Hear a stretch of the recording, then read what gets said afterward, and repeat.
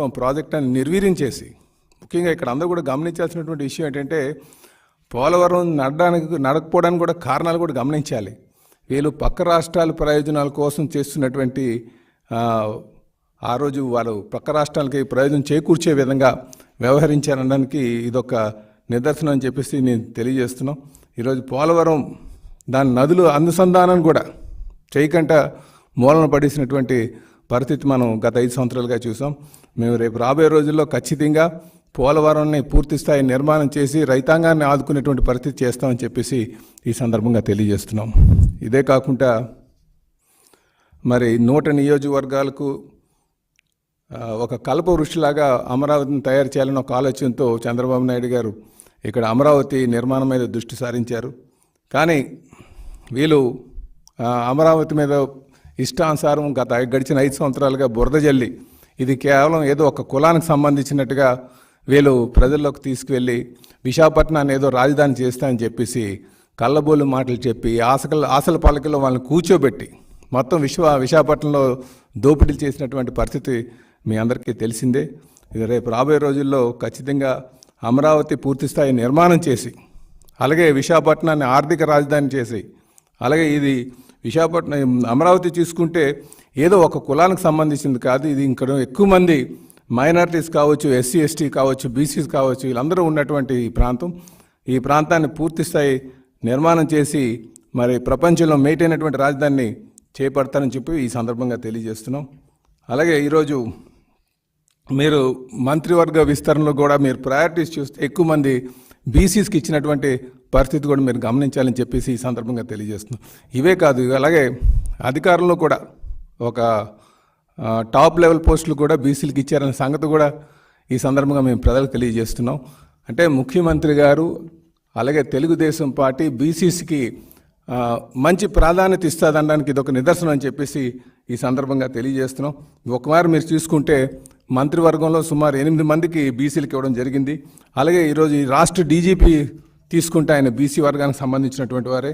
అలాగే టీడీపీ క్షమించాలి TTD even తీసుకున్నా సరే బీసీ సామాజిక వర్గం సంబంధించినటువంటి వారికి ఇచ్చారు. ఇదే కాకుండా సీఎం ఆఫీస్ స్పెషల్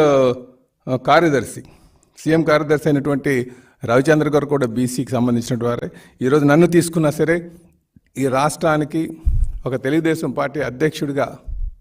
పార్టీ రాష్ట్ర అధ్యక్షుడిగా ఒక బీసీని నియమించారంటే చంద్రబాబు నాయుడు గారికి బీసీల పట్ల ఎంత ప్రేమానురాగాలు ఉన్నామనే సంగతి ప్రతి ఒక్కరు కూడా గమనించాలని చెప్పేసి ఈ సందర్భంగా తెలియజేస్తున్నాను. ఖచ్చితంగా ఒక బీసీగా నన్ను నియమించినందుకు బీసీ వర్గానికి ఒక వర్ణి తెచ్చేటట్టుగా నేను ముందుకు వెళ్తానని చెప్పేసి ఆయన నమ్మకాన్ని చేకూర్చుకునే విధంగా ముందుకు వెళ్తానని చెప్పి కూడా ఈ సందర్భంగా తెలియజేస్తున్నాం. అలాగే ఈరోజు మీరు చూసుకుంటే చంద్రబాబు నాయుడు గారిని ముఖ్యమంత్రి గారిని ఎక్కువ మంది కలవడానికి పార్టీ కార్యాలయానికి వస్తున్నారు. సో ఆ ఎక్కువ మంది వస్తున్నారు కనుక వాళ్ళని మంచిగా హ్యాండిల్ చేయాలని ఒక ఆలోచనతో ఈరోజు మేము ఒక ఫోన్ నెంబర్ని ఇక్కడ ఉంచుతున్నాం.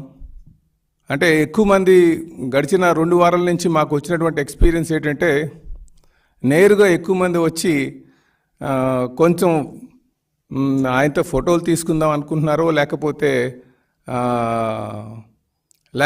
యువత అనేది ఎక్కువ మంది వస్తున్నారు ఆయన చూడడానికి. సో వీటితో పాటు కొంచెం జెన్యూన్ ఇష్యూస్ మీద వచ్చినటువంటి వారు కొంచెం ఇబ్బంది పడేటువంటి పరిస్థితి ఉంది. కనుక ఇది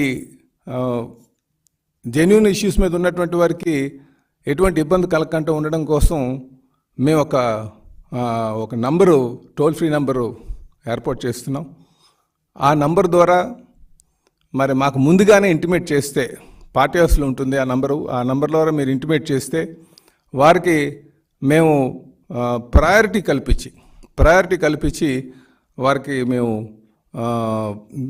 సీఎం గారిని కలిసేటట్టుగా చేస్తామని చెప్పేసి ఈ సందర్భంగా తెలియజేస్తున్నాం. ఈ నంబరు దయచేసి మా ఆఫీస్లో ఉంటుంది. అలాగే మేము తెలియజేస్తున్నాం 7306299999.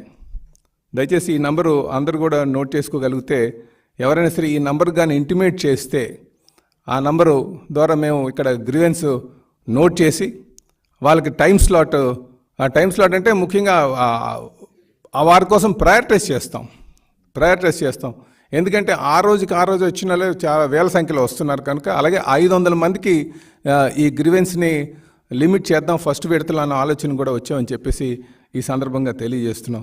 అలాగే మేము దయచేసి ఇబ్బంది ఉన్నటువంటి వారు, అలాగే స్థానికంగా ఎమ్మెల్యేస్ ఎవరైనా కలకపోతే వారు నేరుగా ముఖ్యమంత్రి గారి ఆఫీస్కి వస్తే బాగుంటుంది అనేది మా ఉద్దేశం.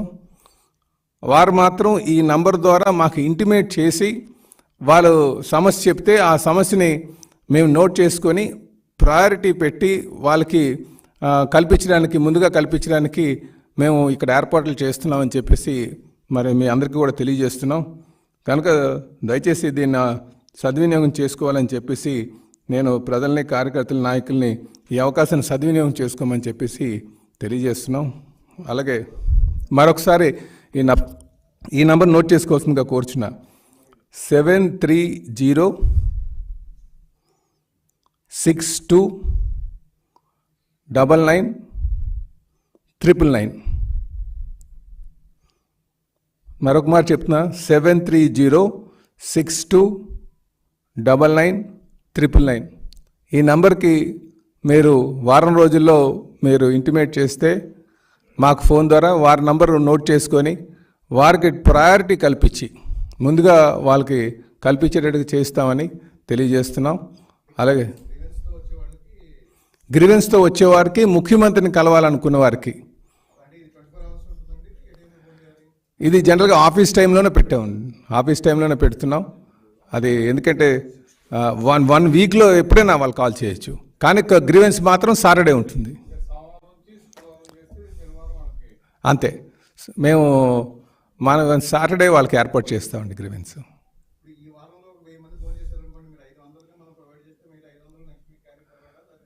అంటే వీలుంటే అందరినీ కలపడానికి ట్రై చేస్తామండి. ఎందుకంటే ఇక్కడ ఏమవుతుందంటే ఎక్కువ మంది ఫోటోలు తీసుకోవడానికి యువత వస్తున్నారు, ఎక్కువగా గ్రూపులుగా వస్తున్నారు. కనుక అక్కడ ఎక్కువ సంఖ్య ఉన్న వాళ్ళు ఏమవుతుందంటే హ్యాండిల్ చేయడం కొంచెం కష్టం అవుతుంది ఆఫీస్ స్పేస్లో. కనుక మేమేమంటున్నామంటే జెన్యున్గా ఇష్యూస్ ఉన్న వాళ్ళు మాకు ముందుగానే ఇంటిమేట్ చేస్తే ఆఫీస్లో వాళ్ళకందరికీ కూడా ఒక దగ్గర వేదిక ఏర్పాటు చేసి అందులో వాళ్ళందరినీ కూర్చోబెట్టడానికి అవుతుంది. అలాగే ఆ రోజు వచ్చిన వాళ్ళందరినీ కూడా కొంచెం వరుసలో పెట్టి కలవడానికి, ఫొటోస్ తీసుకోవడానికి కూడా ఆస్కారం ఉంటుందని చెప్పేసి తెలియజేస్తున్నాం. అంటే ఇది గ్రీవెన్స్ ఎఫెక్టివ్గా హ్యాండిల్ చేద్దామనే ఉద్దేశంతో ఈ వెసులుబాటు, ఈ ప్రయత్నం అని చెప్పి తెలియజేస్తున్నాను.